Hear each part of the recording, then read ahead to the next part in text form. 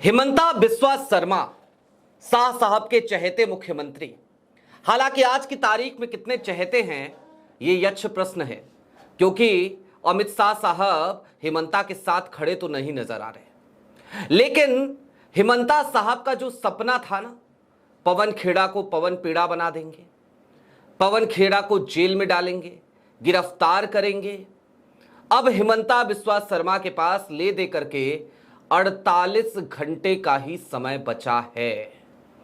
48 घंटे का समय, क्योंकि पवन खेड़ा जिनको लेकर यह कहा जा रहा था कि असम क्यों नहीं जा रहे, तो आज की सबसे बड़ी खबर, इस मामले में सबसे बड़ा अपडेट, पवन खेड़ा असम पहुंच चुके हैं। और पवन खेड़ा जब असम पहुंचे हैं तो अमूमन यह होता है कि जब भी अदालतें सजती हैं तो फिर उस भरी कोर्ट में, उस भरी अदालत में परीक्षा होती है, एग्जामिन किया जाता है सबूतों को, तथ्यों को, और परीक्षा की घड़ी होती है जिस व्यक्ति के ऊपर आरोप लगता है उसकी।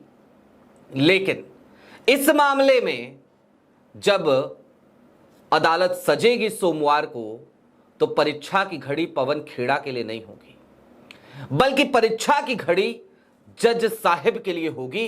जज साहब की साख, जज साहब की गुडविल की होगी। सारी बातें जरा विस्तार से करेंगे। नमस्कार, मैं स्वप्निल और आप मुद्दा देख रहे हैं। दोस्तों, आगे बढ़ें उससे पहले वही छोटी सी अपील। मुद्दा इन दिनों एक गंभीर आर्थिक संकट से जूझ रहा है। एक तरफ हमारे मेन बैंक अकाउंट्स बीते लंबे समय से फ्रीज चल रहे हैं, तो दूसरी तरफ हमारे 2.5 साल पुराने चैनल को हमसे लंबे समय तक छीन कर रखा गया था। ऐसे में डे टू डे ऑपरेशंस में मुद्दा को काफी मुश्किलों का सामना करना पड़ता है। लिहाजा आपसे गुजारिश है, यदि आप चाहें तो स्क्रीन पर दिख रहे क्यूआर कोड या फिर के नीचे दिख रहे यूपीआई नंबर्स के जरिए मुद्दा की छोटी छोटी मदद जरूर कीजिएगा, ताकि हमारी बेबाकी यूं ही बरकरार रहे। अब आगे बढ़ते हैं और जरा इस पूरे मामले की उलझी हुई गुत्थी को सुलझाते हैं। दरअसल पवन खेड़ा के ऊपर गिरफ्तारी की तलवार लटक रही है। पवन खेड़ा ने आधे अधूरे दस्तावेज दिए, गलत सबूत दिए। पवन खेड़ा को हिमंता बिस्वा शर्मा की पुलिस उठा लाएगी, पकड़ लाएगी। पवन खेड़ा को असम की जेल में जाना होगा। ये वो तमाम हेडलाइंस हैं जो आपने बीते कुछ दिनों में लगातार गोदी मीडिया पर देखी होंगी। उसके बाद पवन खेड़ा को तेलंगाना हाई कोर्ट से ट्रांजिट रिमांड मिली और तेलंगाना हाई कोर्ट ने कहा कि आप असम की अदालत में चले जाइए। पवन खेड़ा चले भी जाते, लेकिन पवन खेड़ा असम की अदालत में जाते उस ट्रांजिट रिमांड के दरमियान ही, उससे पहले ही असम पुलिस की इतनी छटपटाहट, इतनी परेशान असम पुलिस कि वो सुप्रीम कोर्ट पहुंच गए उस ट्रांजिट रिमांड के खिलाफ। और जैसे ही पहुंची तो सुप्रीम कोर्ट से क्या हुआ आप सबको पता है। सुप्रीम कोर्ट ने 3 हफ्ते बाद सुनवाई की तारीख तय करी और ट्रांजिट रिमांड को आनन फानन में खारिज कर दिया, उस पर स्टे लगा दिया। पवन खेड़ा के ऊपर फिर से गिरफ्तारी की तलवार लटकी। फिर हेडलाइंस छपी, पवन खेड़ा को नहीं मिली राहत, सुप्रीम कोर्ट से मिला पवन खेड़ा को झटका, पवन खेड़ा को सुप्रीम झटका। पवन खेड़ा उसके बाद फिर खुद से सुप्रीम कोर्ट पहुंचे। वहां पर जाकर के उनकी तरफ से पेश होकर अभिषेक मनु सिंघवी ने कहा कि भाई देखिए, असम में पवन खेड़ा को खतरा है, लिहाजा आप ट्रांजिट बेल जो तेलंगाना हाई कोर्ट ने दी थी उसको जरा एक्सटेंड कर लीजिए, उसमें जरा समय बढ़ा दीजिए, ताकि हम जो असम की अदालत है वहां पर जाकर के अपनी बात रख सकें। लेकिन सुप्रीम कोर्ट में एक बार फिर वही हुआ। जस्टिस जेके महेश्वरी ने यह याचिका भी खारिज कर दी, फिर से राहत नहीं मिली। अब इन तमाम हेडलाइंस के बीच आज की तारीख में एक हेडलाइन आई, वो आपकी स्क्रीन पर है। सुप्रीम कोर्ट से नहीं मिली राहत तो गुवाहाटी हाई कोर्ट पहुंचे पवन खेड़ा, बेल के लिए दाखिल की अर्जी, सुनवाई कब। जाहिर सी बात है, आज का दिन है शनिवार का, कल का दिन है रविवार का। इन 2 दिनों में कोर्ट की छुट्टी है, कोर्ट बंद है। पवन खेड़ा वहां पहुंच चुके हैं, असम गुवाहाटी हाई कोर्ट पहुंच चुके हैं और अब सोमवार को उनके मामले की सुनवाई होगी। अब सुनवाई होगी तो क्या हो सकता है, क्या होना चाहिए, न्याय संगत क्या है, इस पूरे मामले की जो कानूनी पृष्ठभूमि है उसके आधार पर पवन खेरा के साथ क्या सलूक किया जा सकता है, जरा उस तरफ चलेंगे। लेकिन उससे पहले आपको यह बता दूं कि ये जो 48 घंटे हमने कहा ना, हिमंता बिस्वा शर्मा के पास 48 घंटे, इसकी पृष्ठभूमि क्या है, इसका बैकग्राउंड क्या है, इसके पीछे का तर्क और तथ्य क्या है, जरा वो समझ लीजिए। पहले हिमंता बिस्वा शर्मा की पुलिस पवन खेड़ा को यूं तो दिल्ली तक आ गई थी गिरफ्तार करने के लिए, लेकिन उसके बाद आज की तारीख में सबको पता है पवन खेड़ा कहां है। तेलंगाना के बंजारा रोड स्थित अपनी पत्नी कोटा नीलिमा के घर पर है। सूत्रों के हवाले से यह दावा लगातार गोदी मीडिया कर रही है। असम की पुलिस लेकिन तेलंगाना नहीं गई पवन खेड़ा को गिरफ्तार करने। तो फिर सवाल उठता है कि क्या सारी छटपटाहट, क्या सारी हड़बड़ी सिर्फ और सिर्फ चुनाव तक ही थी? क्या सिर्फ और सिर्फ चुनाव में पवन खेड़ा का नैरेटिव ना सेट हो, इस वजह से हिमंता बिस्वा शर्मा बौखला गए थे क्या? और इस वजह से क्या ज्ञानेश कुमार की पुलिस, चूंकि हिमंता की पुलिस नहीं थी उस समय, आचार संहिता लगा हुआ था, अभी भी लगा हुआ है, तो क्या इसीलिए ज्ञानेश कुमार की पुलिस इस तरीके की जल्दीबाजी दिखा रही थी क्या? अब हिमंता के पास सिर्फ 48 घंटे इसलिए हैं क्योंकि आज और कल की तारीख, यानी शनिवार और रविवार, इन 2 दिनों के भीतर यदि पवन खेड़ा को असम की पुलिस गिरफ्तार कर लेती है तो कर लेगी। अदरवाइज असम की अदालत में सोमवार को खुद पवन खेड़ा पहुंच चुके हैं, उनका मामला तो पहुंच ही गया है, वहां पर सुनवाई होगी। और सुनवाई में क्या हो सकता है इसमें जरा वो समझिए। पवन खेड़ा ने जो आरोप लगाए वो कहां लगाए?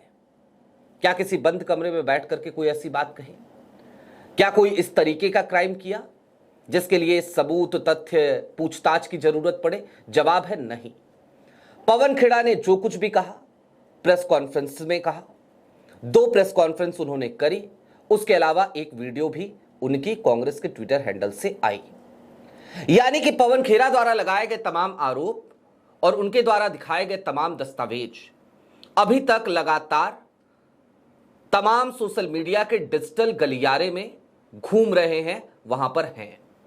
यानी कि असम पुलिस को इसके लिए पवन खेड़ा से किसी भी तरीके की पूछताछ करने की अगर जरूरत भी है तो उसके लिए पवन खेड़ा को हिरासत में लेने की जरूरत नहीं है।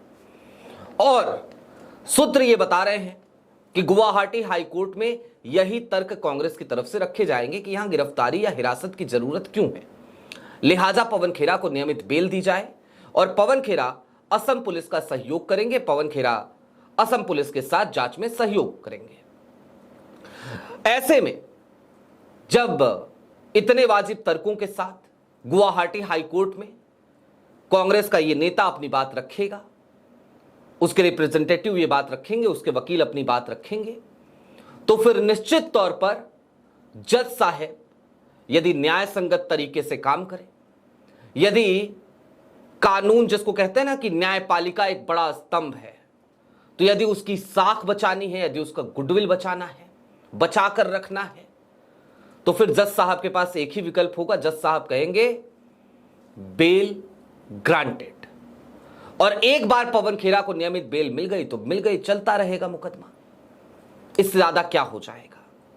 लेकिन हां, हिमंता बिस्वा शर्मा का वो सपना जरूर टूट जाएगा कि उन्हें पवन खेड़ा को गिरफ्तार करना है, और इसके लिए अब उनके पास सिर्फ 48 घंटे का समय है। अब तो 48 से भी कम का ही समय है, काउंटडाउन शुरू हो चुका है।